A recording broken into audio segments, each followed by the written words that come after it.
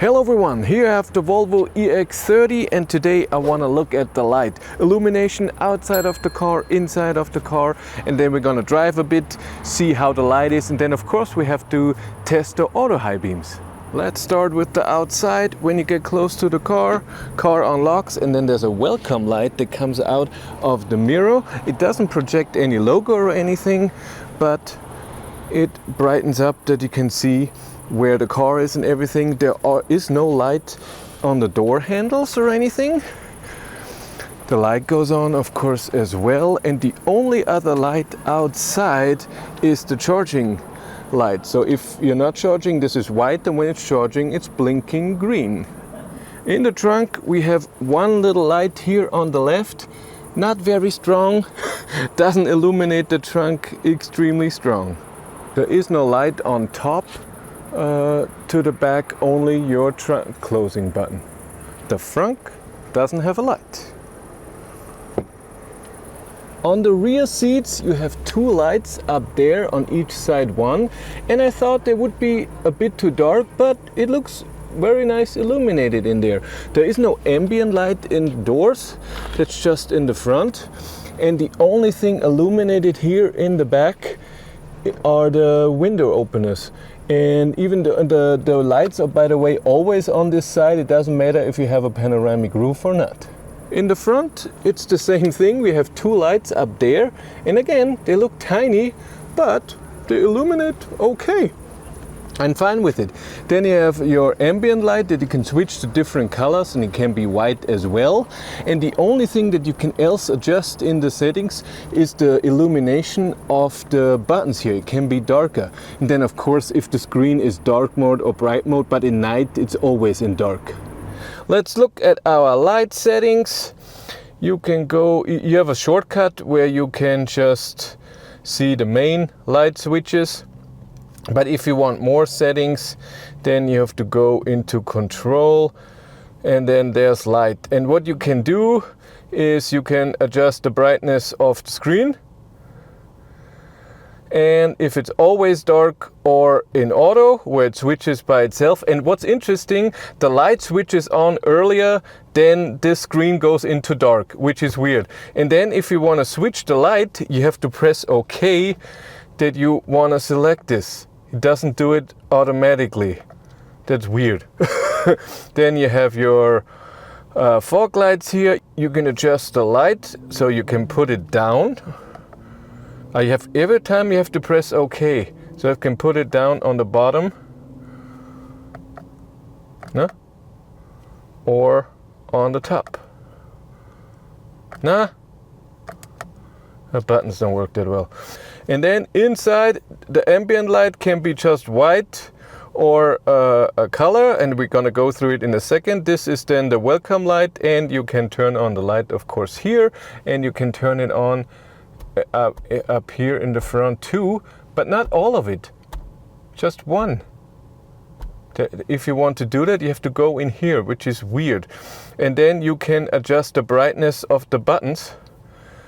And that's it. That's all of your light settings. The ambient light, you go in here, and then it's right now off. It can go into forest bath, and then it's this yellowish, greenish. We have whatever this is. And then midsummer, Nordic twilight, and polar light. And you can adjust the brightness of it here. Doesn't do too much. Let's look at the light. We have the blinker, hazards, and have to go into light settings. Light settings I have off, of course. I should turn it on off in here too, huh? But no, you can see me then. We have the normal buttons don't work. The normal low beams. High beams. There are no fog lights in the front. The rear fog light doesn't do anything, and the only thing I have is my high beams. In the rear I have my normal light and my fog lights, my brake, and then of course reverse. Of course, the indicator. So now let's look at the light when we drive. This is the normal low beams. And where's the high beams? There's the high beams, like this. High beam assist is on. I'm driving 60 and there it is. Good high beams. The low beams look good too. I mean, look at this. How do you turn it off? Good. You have to do forward and then backwards. If you're in auto and you do it towards you, nothing.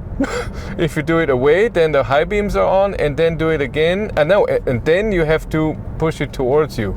It's a nice light. Looks good. Oh, there's someone coming.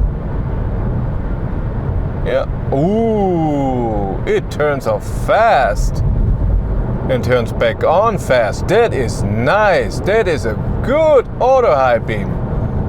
Let's see the distance. There's a car a bit further away. And yeah, good distance. He still has it on. That looks like my ID7. No. This is great. It's really fast off and fast on again. I like that. Leaving here. Awesome. It was a good distance. Schön. Ooh, there's a car in front. This is far. And doesn't turn off. Doesn't turn off. Why not? Yet. Woo!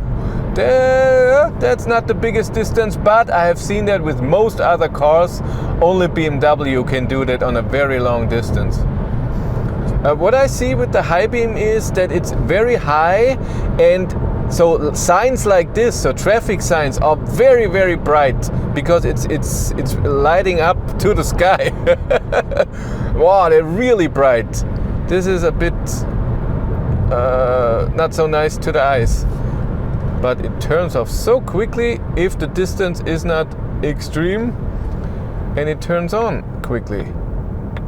And when you drive slow, even now with 30 kilometers an hour, no, now it's off, but with 50 it was still on. Yeah, the normal low beams are really good. They're far, they're not cut off very early. I like that. And the high beam is nice and far, but for me a tiny bit too high, like I said, with the traffic signs. Otherwise it's good, and the high beam assist is really great. I like that. This is good stuff. If you want to follow me on Instagram, BatteryLife1, and if you want to support the channel, there's a Patreon link in the description below, and here on YouTube there's also channel membership. And if you want to know what's happening behind the scenes, I have a third channel on YouTube, Behind the Battery. But that's it for me. Thank you very much for watching. Have a great day and take care. Bye.